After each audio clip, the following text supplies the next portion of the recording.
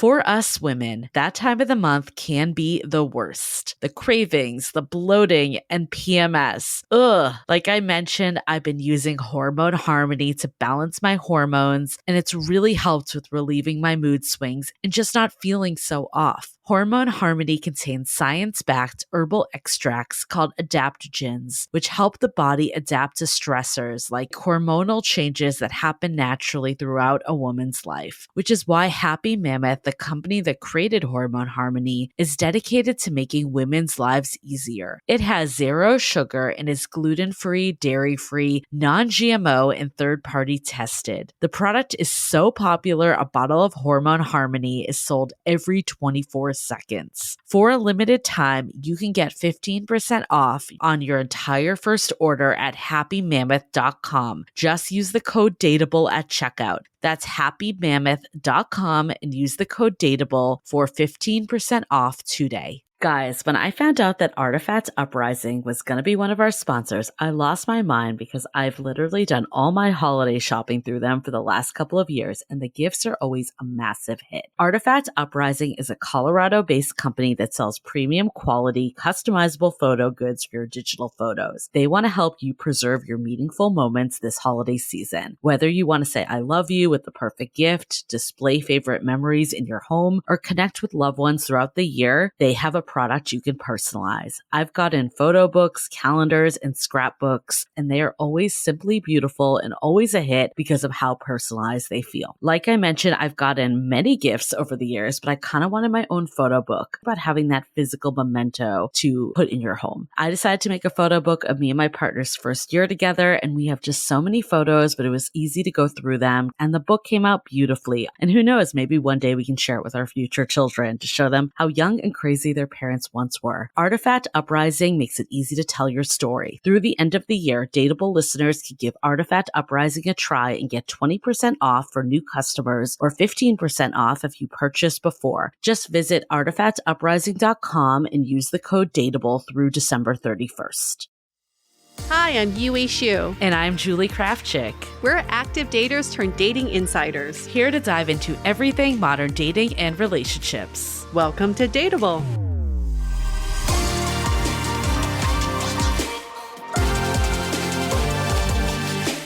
Hello, friends. Welcome to Brunch Talk, where we satiate your starving dating questions. I was like, how many words is she going to put in one sentence? It kind of worked. It did work. It worked. We're going to satiate you with our words now. That sounds oddly sexual, doesn't it? Satiate you? Yes. And I like it. I like the innuendo. Let's go with it. So many things we can go down that path. Anyway, you can leave them in the comments if you like, but we won't go into that tangent. We'll let you infer.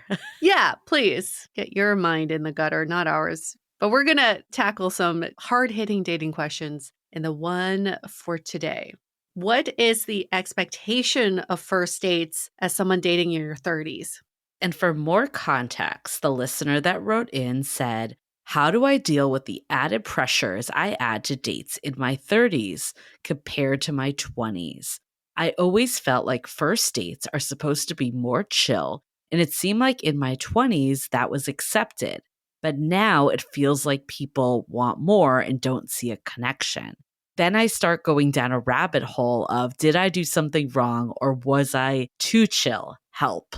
So many questions in one question. So many things going through this listener's head.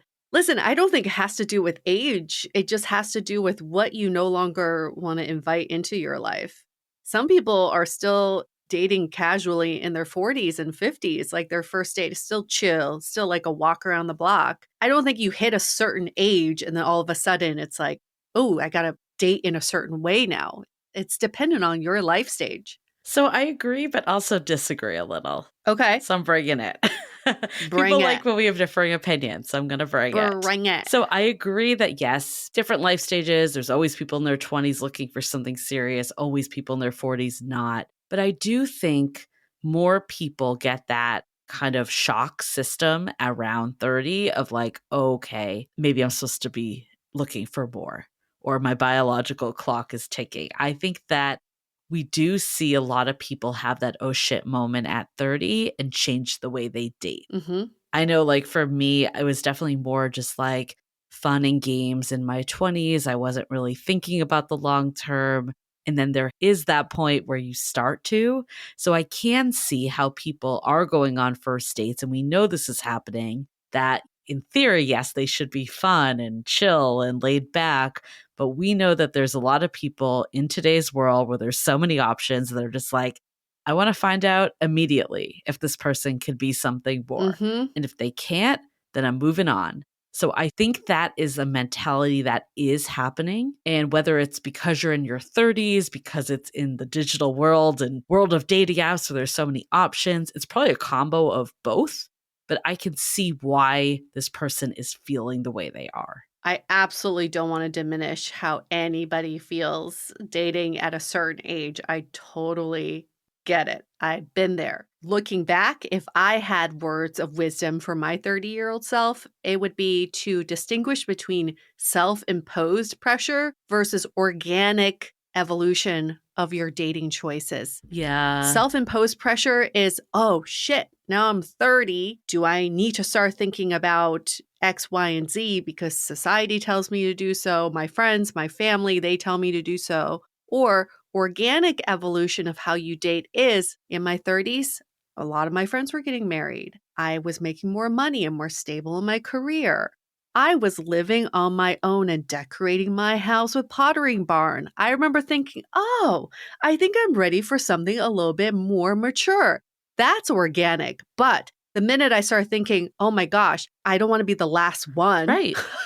So I got to get on this train. I got to be more serious about first dates. Then that's self-imposed. And that is not a good place to be. Yeah, I think this person, though, might be also saying that other people are feeling that. So I agree with all you Mhm. said for your own self, but ultimately we can't control the other people, right, that are out there. But I also think it doesn't need to be either or. I still believe a first date should be relatively low stakes. You're just meeting a new person. I think that is actually something that's getting in all of our ways in dating culture. We talk about this in our book, The Expectation of Love on Demand, where you should know instantly. That is actually a trap that we're all falling for that's keeping us stuck dating. I'm fully on board with making it more of this organic process that I think is missing, especially when you meet someone on a dating app. That being said, I don't think it needs to be like you're going into the date on a date review ready to check all the boxes, or it can be chill. I think you can have fun, get to know someone, and still make your intentions clear of what it is you're ultimately looking for. Yeah. And that doesn't mean it needs to be with that person. You don't know them well enough at that point.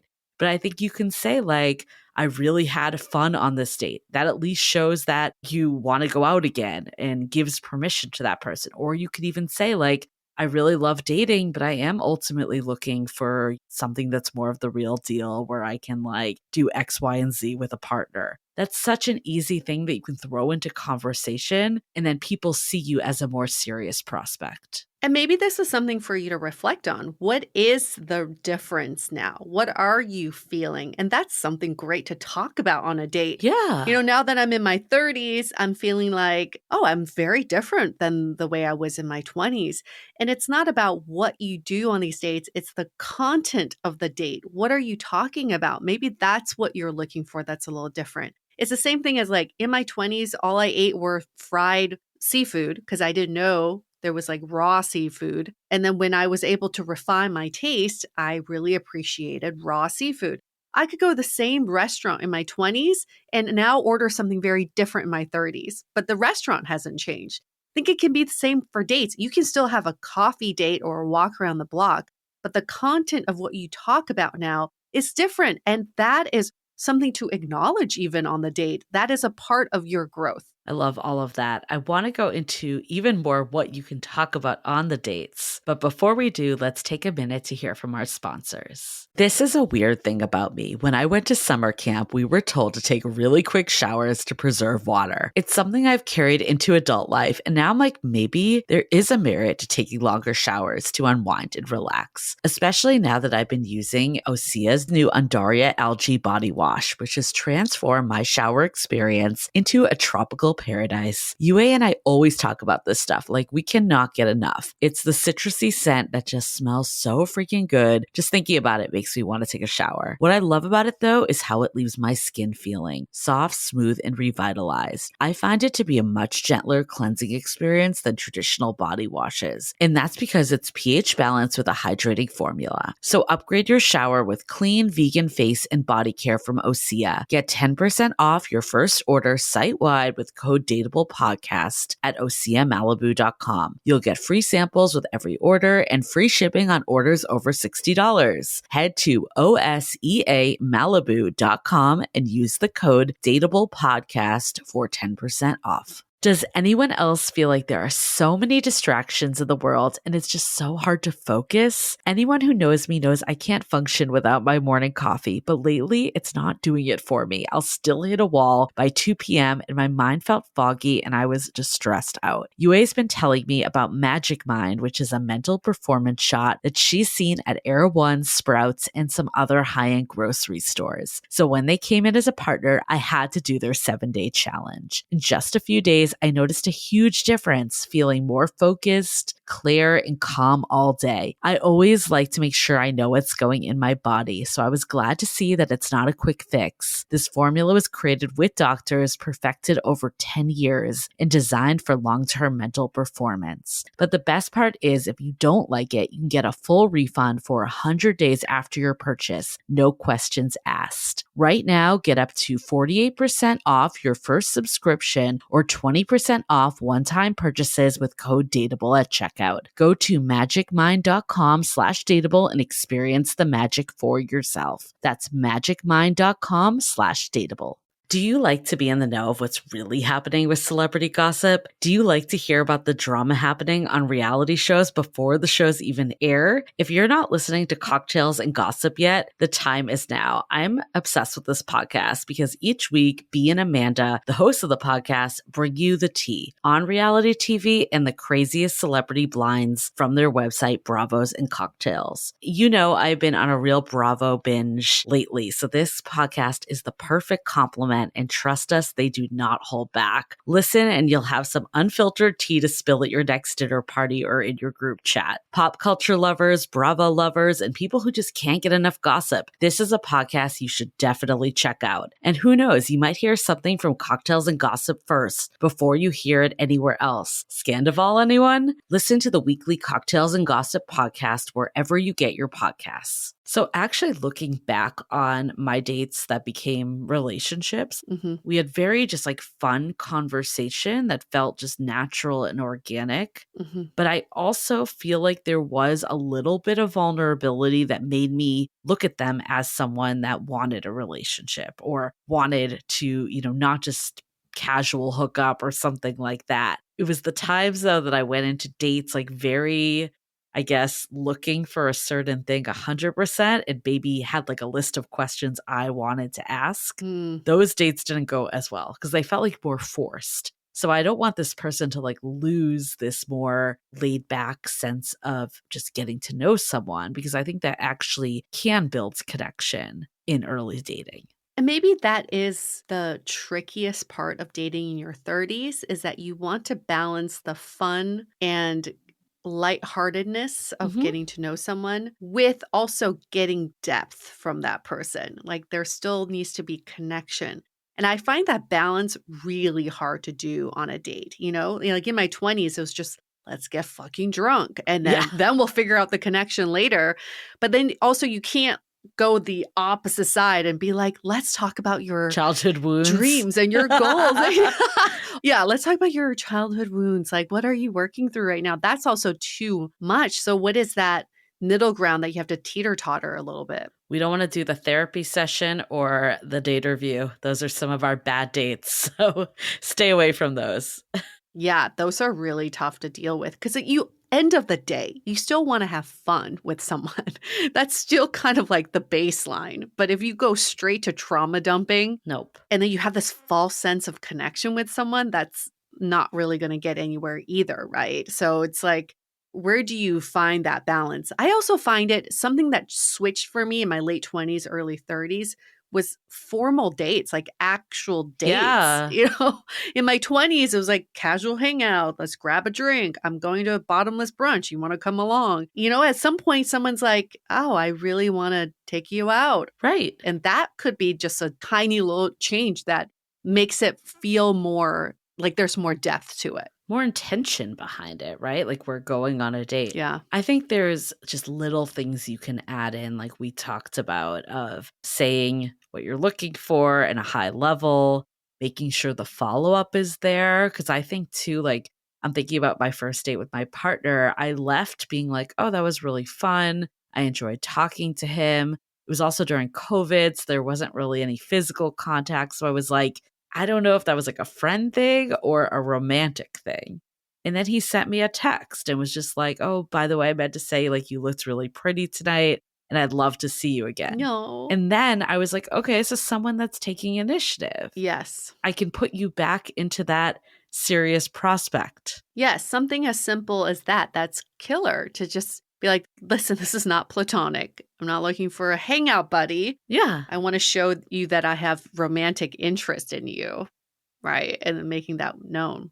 Good move. And the good news, too, in this situation, maybe in the moment you're caught up, you're nervous, you're not thinking about it. In today's world with texting, you can do it after the fact. Yes. It's never too late. Yes. Even just following up immediately, just being like, I'm down to hang out again. That was really fun. Or I'd love to take you on another date. Yes. Yes. Don't put the pressure so much on the date. I think a lot of this evolution could come from like post date, how you digest the date, how you want to move forward to the next date. Yeah. It's all part of the maturing process as well.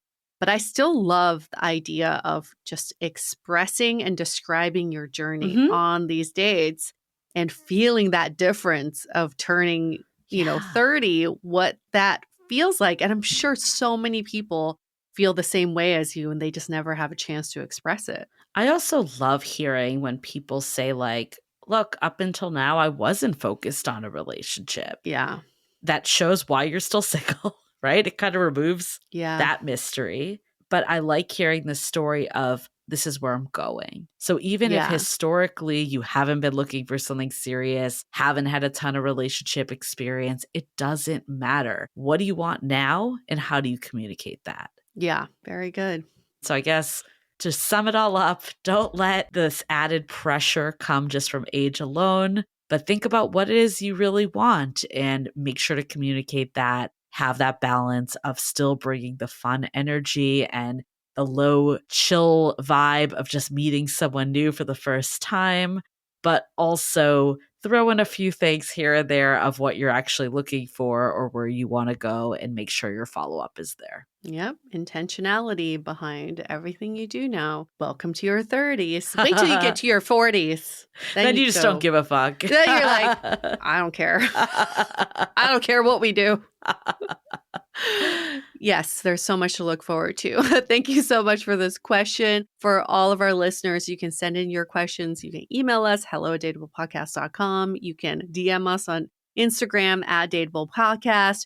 Or the best way is to leave us a rating and review in Apple Podcasts. Give us 5 stars. In the body of your review, you can ask the question there. And as an added bonus, if you tell us you pre-ordered our book, How to Be Dateable, coming out next year, then we'll bump you up to the top of the list so your question gets answered right away. And actually, this person did pre-order the book. And that is why their question is up here. Standing applause. Kind of. We won't reveal your name in case you don't want us to, but they did. They did pre-order. They have told us. Yeah, it's like Julie's mom. Damn it.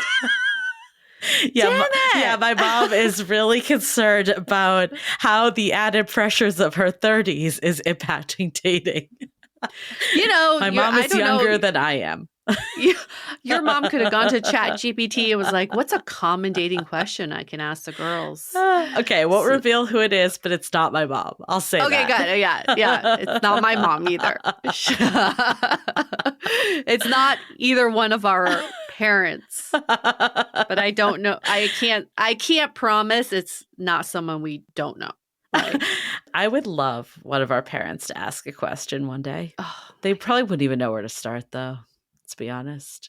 oh, that's such a good thought exercise. If Yeah. you made your parents ask a dating question about dating today, what would they ask? We'll leave on that note. Wow. Okay. Do you have any thoughts? You know all the ways to get to us. Send us your thoughts. I love to hear what you think. Yep. And make sure to subscribe to Dateable on all your podcast platforms so you get brunch talks, but also our long form content and also a quickie. And make sure to pre-order the book, howtobedateable.com. Yes. We're going to see you all next week. Bye.